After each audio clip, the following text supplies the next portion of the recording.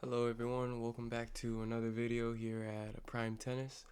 Today we're just going to be looking at some forehands. I want to focus on rotational power. I think that's huge when it comes to a forehand. I mean, this is simple, like basic stuff when it comes to your tennis strokes, but it does not diminish the importance of it. I think rotation is huge. So we're just going to look at how the pros do it and see what we can see. So first we have Rafael Nadal in this video here I found.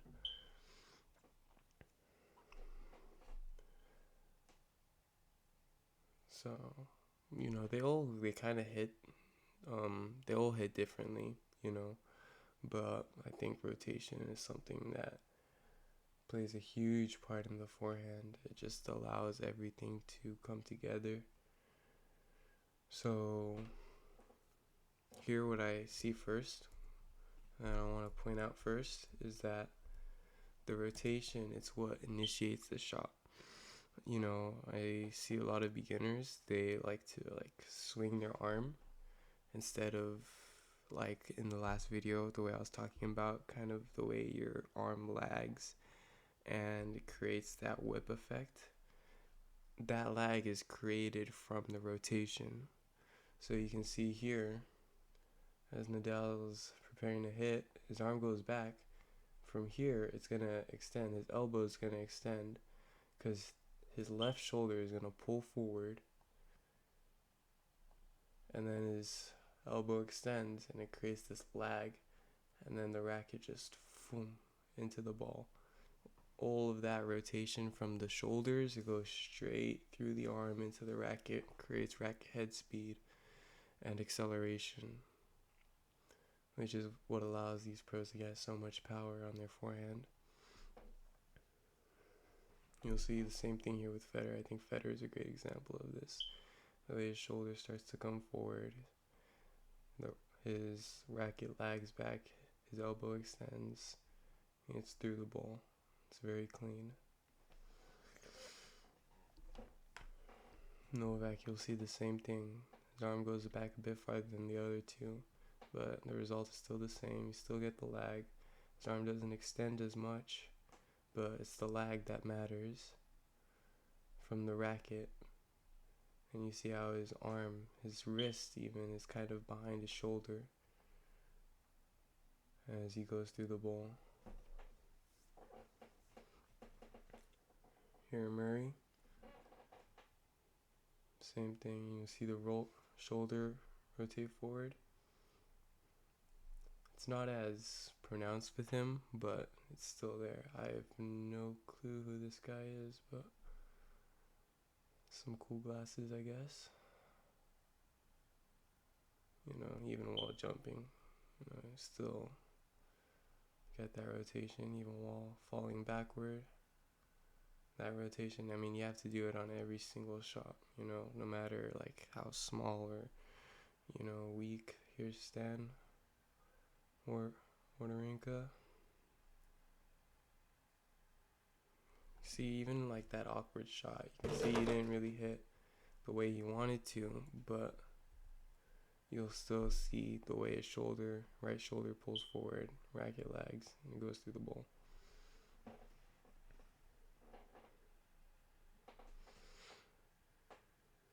Another thing that I kind of want to point out is the follow through. So, like some of these guys, they kind of stop with their shoulders square to the net. But what I kind of like to do is rotate whatever shoulder. I mean, even if you're just learning, just for emphasis, you'll see how Novak kind of stops here. But keep going with the shoulder a little bit more forward, so you're turned kind of to face your left side if you're a righty, to emphasize that rotation. So maybe you can have a friend or a coach or whatever feed you balls, and you can practice that stepping in through the ball. You go back, you do your take back, And then you do your swing, you practice the rotation of pulling your shoulder forward, letting the racket lag, and then after you swing, kind of step forward and continue to rotate a little bit. I'm going to see if any of them do it here and I can show you what I mean a bit better. Yeah, like Monfils here. He kind of jumped, which isn't what I would recommend while you're trying to learn. But you see how his shoulder is kind of facing the back here, kind of like this area. Instead of it being just, square to the baseline, like his chest is facing the baseline, it's facing the court. He rotates a little bit more, then he brings his right foot forward in front of him to catch himself. Let's see if Stan does it here. Rotate forward. You turn your back to emphasize that rotation. And then you bring your foot to catch you.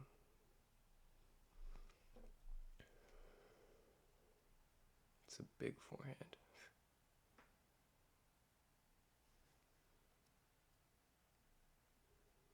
Zverev. Super high take back.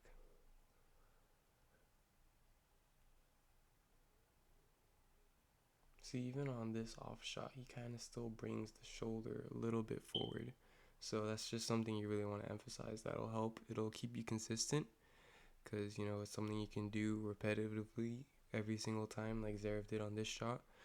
And it helps keep things so smooth because it's like such a smooth transition, from your take back to the swing to the follow through.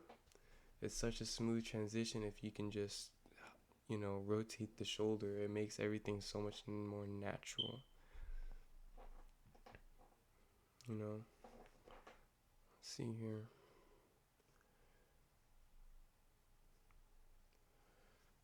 Okay, so the last thing I want to talk about for rotation is actually your tracking arm. All of them are doing it. They don't just rotate, but they actually pull their shoulder. So yeah, they're throwing their dominant side, their dominant shoulder forward, right? But they're also pulling this side back. And they do it with this arm. So you'll see here, this guy, he lets go of his racket, he extends his arm, then he's going to bring it forward and he's going to pull to the right, since he's a lefty, pull to the right. That'll open up his chest. You see how open it is? That opens up his chest and that helps him to rotate. It's like a lever. He pulls this side comes swinging around. So that kind of pulley effect, that's what you want to try and achieve when you're working with rotation. See Monfils here. His arm is out. Now he's starting to pull it. He'll pull it back, kind of tucked it in. But, that's just a little bit extra because, he's Monfils. But instead of like pulling it out like the last guy, he kind of tucked it in.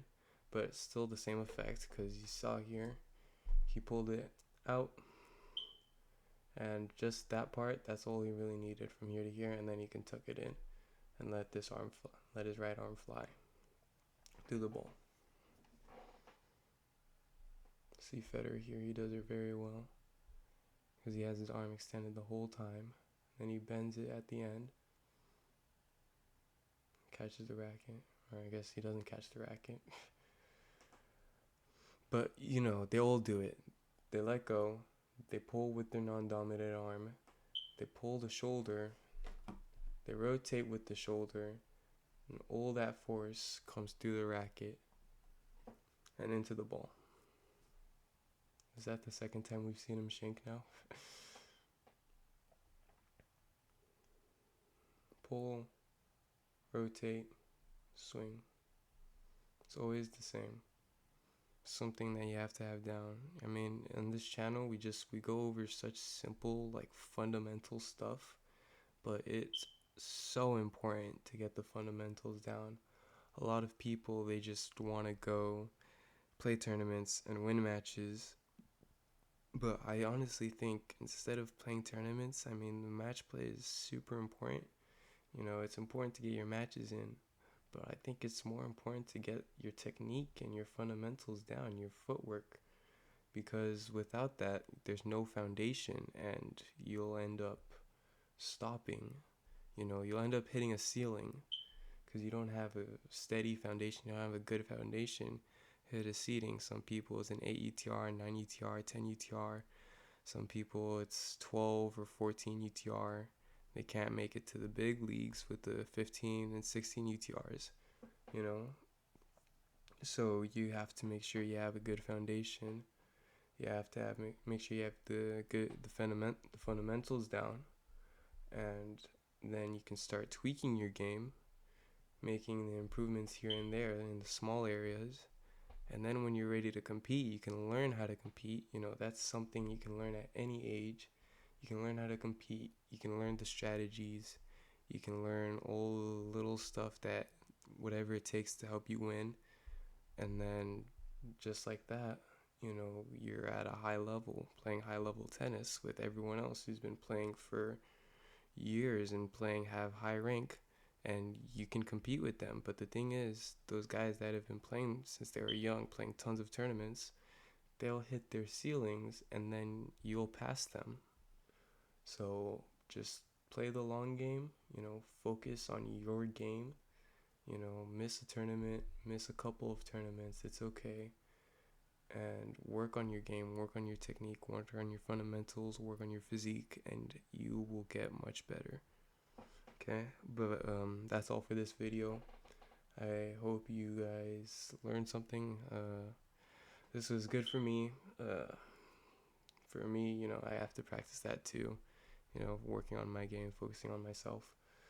But thank you guys for watching. Like, share, subscribe, dislike, comment, anything, I'll take it.